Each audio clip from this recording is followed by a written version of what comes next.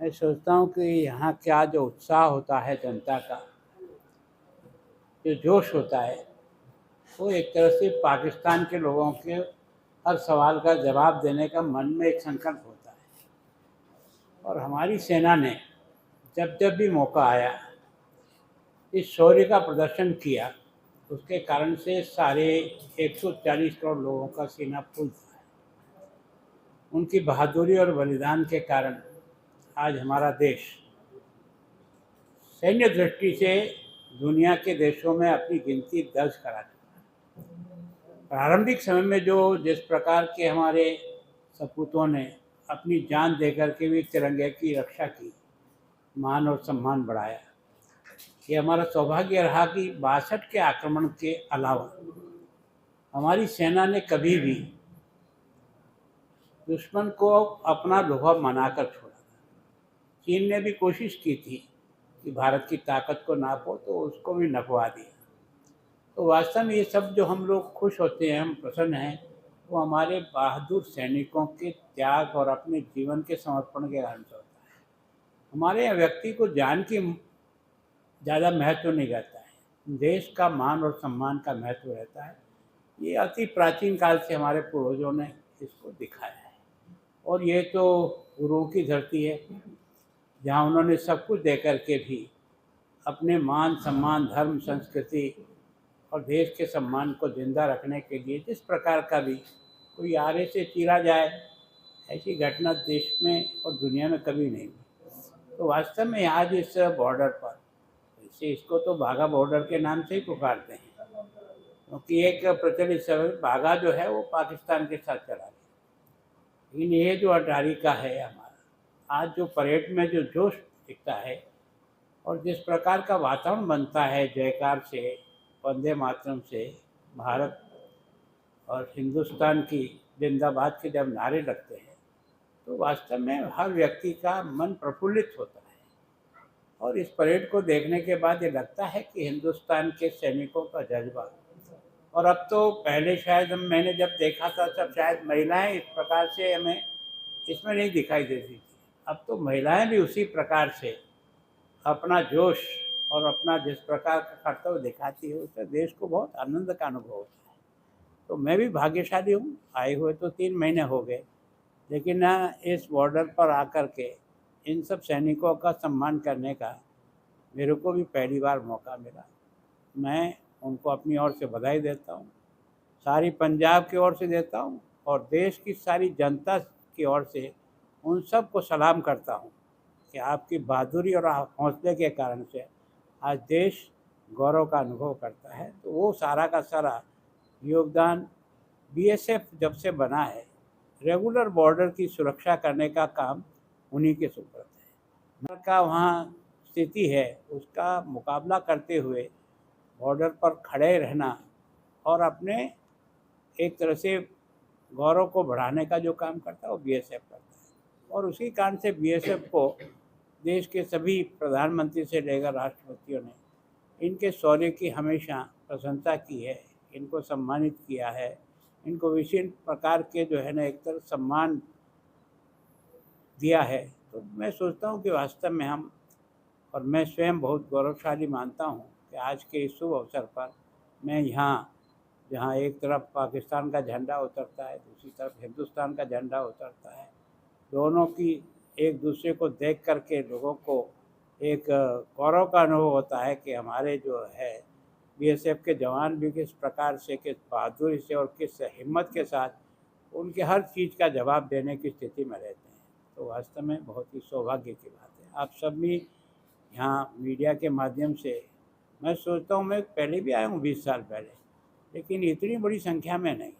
आज तो ऐसा लगता था कि जितना कैपेसिटी बनाई है ना, सामान्यतः आज वर्किंग डे है, वर्किंग डे के दिन भी इतने अधिक लोगों का यहाँ आने का मतलब निश्चित रूप से वो ये महसूस करते हैं कि भारत का गौरव बढ़ा, भारत का सम्मान बढ़ा।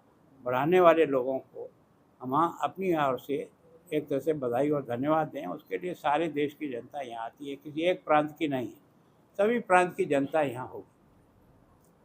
धन्यवाद सर।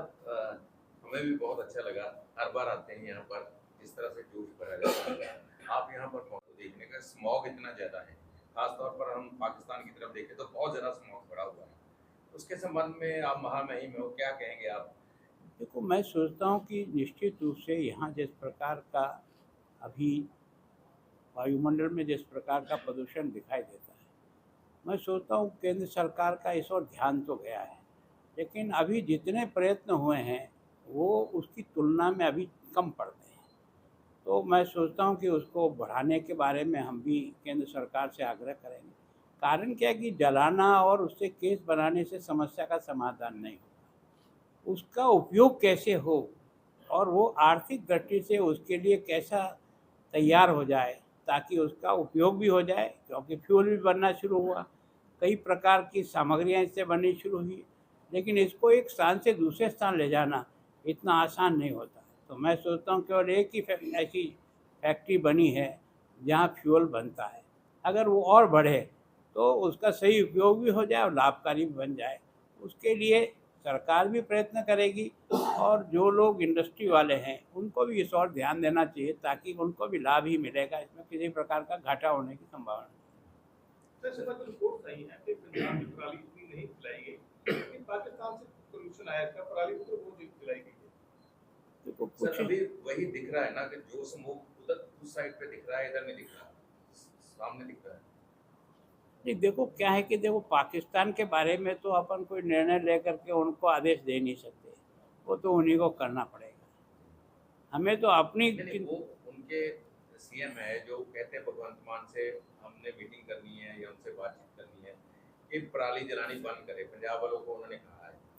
तो ये देखो मतलब मैंने नागरिक आपको रहे और बताया वो कि पंजाब को चाहते तो सभी यही हैं जी। कि पराली जल बंद करें, पर इसके बारे में विचार करना चाहिए कि आखिर किसान इतना कहने के बाद भी जलाता क्यों है। जब तक हम उसकी पीड़ा को समझ करके उसका हल निकालने का प्रयत्न नहीं करेंगे, केवल और केवल कानून के द्वारा हम किसी को रोकना चाहेंगे तो बहुत अधिक सफलता नहीं मिलती है। सफलता मिलती है उसके पॉजिटिव सोच के आधार पर आगे बढ़ने का प्रयत्न करना चाहिए। उसमें जनता भी सहयोग करेगी और सरकार भी सहयोग।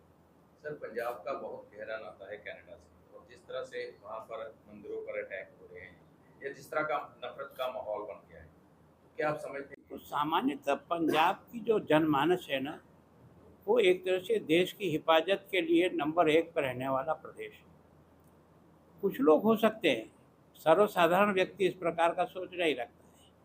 तो मैं सोचता हूँ उसको पॉजिटिव पक्ष में लेते हुए वातावरण को और सुधारने का प्रयत्न करना चाहिए और हर चीज़ की समस्या का समाधान होता है अगर अपन टेबल पर बैठ कर के बात करने का प्रयास करेंगे, बार बार करेंगे। एक बार नहीं समझ में आएगा, 10 बार में समझ में आएगा, लेकिन प्रयत्न नहीं छोड़ना चाहिए ताकि वास्तव में हम उनको अपने साथ जोड़ करके, जिनका आज जुड़ाव नहीं है या कुछ और सोचते हैं, उनको भी हम अपने साथ जोड़ सकते हैं।